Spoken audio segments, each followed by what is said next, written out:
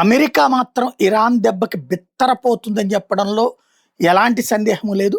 వరుసబెట్టి జరుగుతున్నటువంటి దాడుల్లో ఏం చేయాలో అర్థం కాక తలపట్టుకోవడం అన్నటువంటిది అమెరికా వంతవుతుంది. లేటెస్ట్‌గా హార్ముజ్ జలసంధిని అది దిగ్బంధించేసింది. హార్ముజ్ జలసంధిని ఇప్పుడు అమెరికా అధ్యక్షుడు ట్రంప్ ఏం చెప్తున్నాడు? మీరు మాకు ఇంటిమేట్ చేయండి. మా యుద్ధ నౌకలు అక్కడుంటాయి. మీ నౌకకి ముందు వెనకాల ఎయిర్ డిఫెన్స్ సిస్టమ్‌తో యాక్టివేషన్‌తో ఉండి తీసుకెళ్తామంటారు. కానీ ఎట్టించొస్తదో మిస్సైల్ ఎట్టా తెలుస్తది?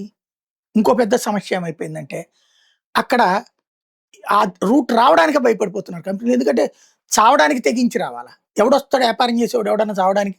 ప్లస్ ఆ షిప్ ధ్వంసమైతే ఇన్స్యూరెన్స్‌లు చేయనంటున్నాయి కంపెనీలు. కాబట్టి పెద్ద సమస్య. ఇప్పటికి 700కి పైగా షిప్స్ అక్కడ స్ట్రక్ అయిపోయి ఉన్నాయి.